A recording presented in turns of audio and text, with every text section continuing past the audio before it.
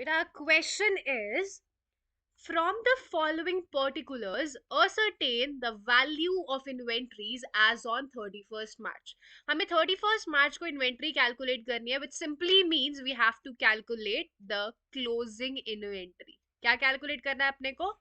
Closing inventory. What is given to us in the question? Inventory as on 1st April 3,50,000. This is opening inventory. ठीक है. Purchases 12 lakh, purchase given है. Sales 18,50,000, sales given है. Manufacturing expenses 1 lakh, manufacturing expenses given है. Selling and distribution expenses 50,000. Administration expenses 80,000. तो हमें ये items question में given है. आगे क्या बोला है? At the time of valuing inventory as on 31st March 2019. अभी कौन सा ईयर है? 1st April 2019 is the beginning of the year. It means 31st March 2019 is the end of previous year.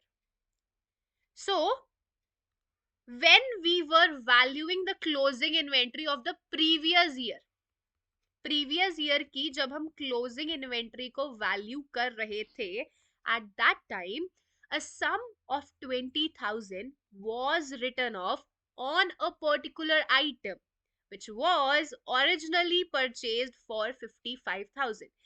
एक आइटम हमने 55,000 का 55,000 का खरीदा था, जिसमें से हमने राइट ऑफ कर दिया था 20,000.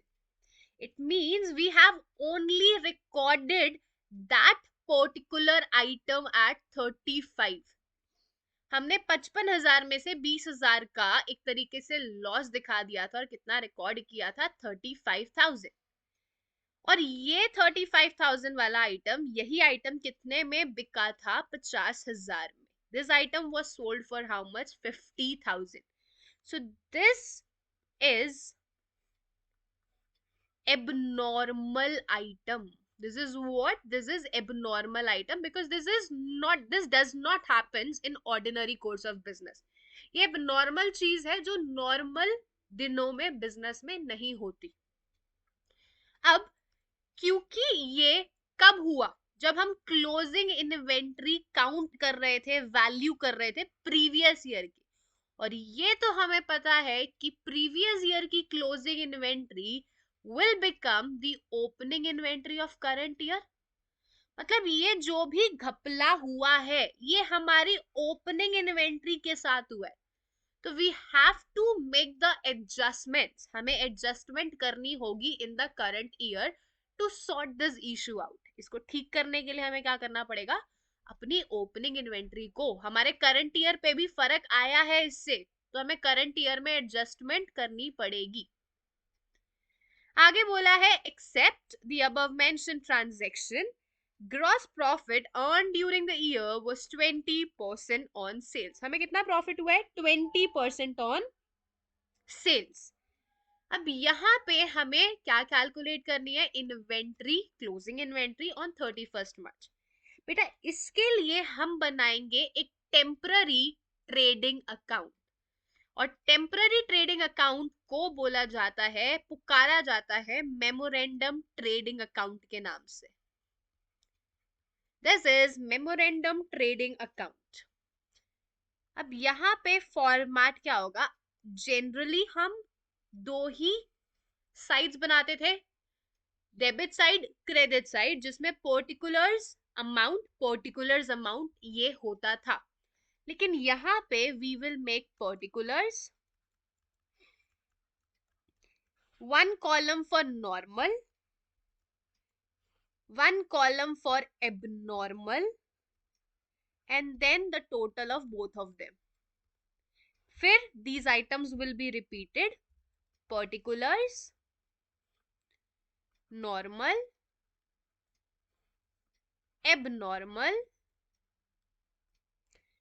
and यहाँ पे आ जाएगा total. So this is your debit side and this is your credit side. अब हम क्या करेंगे, ध्यान से सुनेंगे सारे बच्चे, इंपॉर्टेंट क्वेश्चन है, हल्की सी भी ध्यान इधर उधर हुआ, हल्का सा भी, और आपका क्वेश्चन गया। एक सेकेंड, पेन जो है वो भटक गया, इसको रास्ते पे लाया जाए। हाँ, हमारा ओपनिंग स्टॉक कितना है? 3,50,000। ध्यान से सुनेंगे, मैंने क्या बताया कि हमने लास्ट ईयर एक आइटम खरीदा था 55,000 का। उस 55,000 में हमने 20,000 का अमाउंट राइट ऑफ कर दिया था, means as a loss record कर लिया था।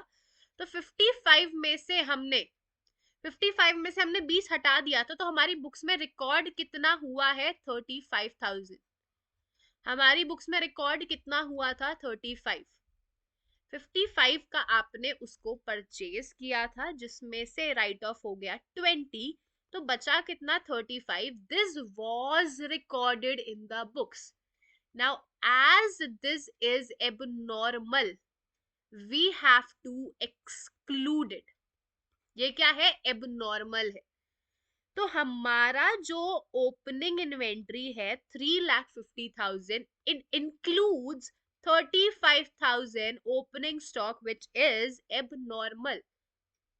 So we will exclude it, and after that your opening inventory is 3,15,000. तो हम यहाँ पे रिकॉर्ड करेंगे टू ओपनिंग स्टॉक 3,50,000 माइनस, इसमें कितना एबनॉर्मल इंक्लूडेड है? 35,000. So your normal will be 3,15,000. और टोटल एबनॉर्मल कितना था? 55,000. तो ये आ जाएगा आपका एबनॉर्मल टोटल यहाँ पे, क्योंकि एक्चुअल कितना का परचेज हुआ था वो, it was originally purchase for 55. So this is the value of this opening stock. So हमने उसको एबनॉर्मल में रिकॉर्ड कर लिया. देन हमें क्वेश्चन में क्या गिवन है? परचेजेस. कितने गिवन है बेटा purchases? 12 lakh rupees. So we will record purchases. Purchases सारे के सारे नॉर्मल है, तो परचेजेस रिकॉर्ड कर लिए. देन हमें क्या गिवन है? सेल्स. ध्यान से सुनेंगे, मैं सब कुछ अभी रब कर रही हूं, जो मेन चीज है वो छोड़ देंगे सिर्फ.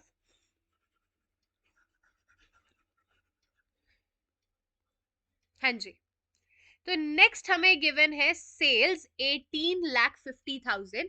क्वेश्चन में बोला है ये जो आइटम 55,000 का परचेज हुआ था, इट इज सोल्ड फॉर 50,000. तो ये भी क्या है? एबनॉर्मल सेल्स है. क्या है? एबनॉर्मल सेल है, क्योंकि इसमें से ये राइट ऑफ हो गया ना.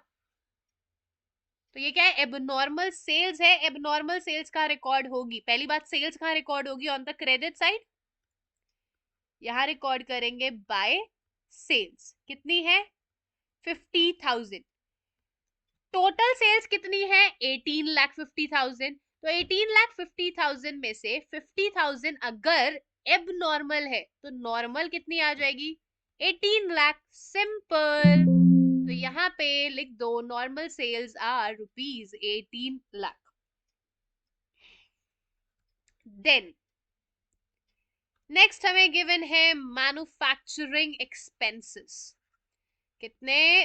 1 lakh rupees. Manufacturing expenses are direct expenses. They have to be recorded on the debit side of trading account. 1 lakh rupees normally है, एबनॉर्मल नहीं है. Then we have selling and distribution expenses.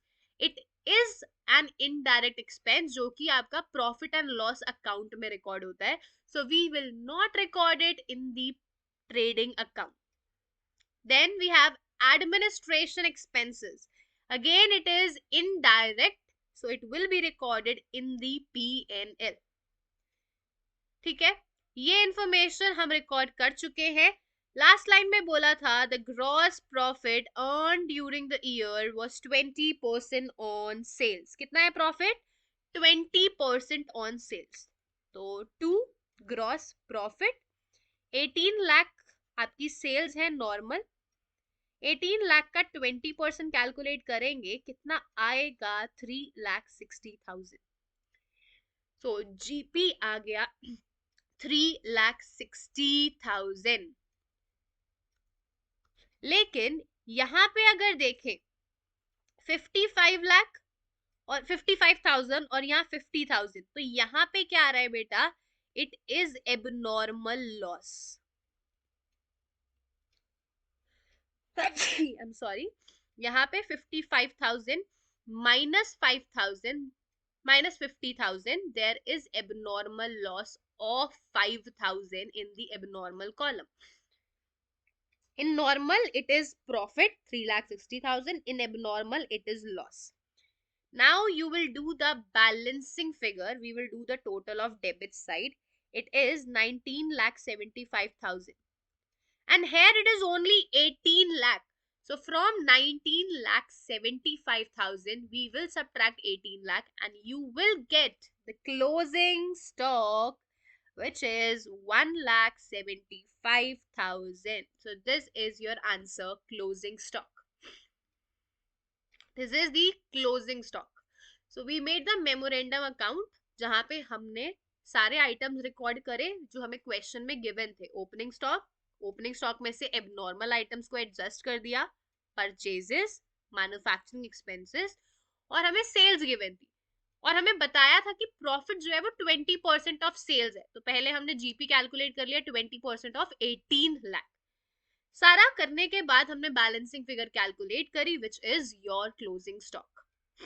अब आपको यहाँ पे खुद से क्या करना है, ये भी दोनों का टोटल है 55 एंड 55.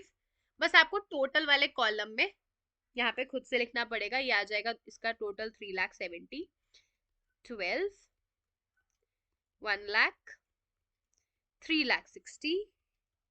The total is 20,30,000. और यहाँ पे 18,50,000, 1,75,000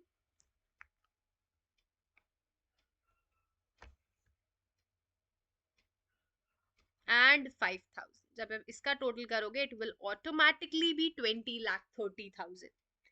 So this is your question guys, और क्वेश्चन का आंसर है ये 1,75,000. This is the value of inventory as on 31st March 2020. With this the question is over.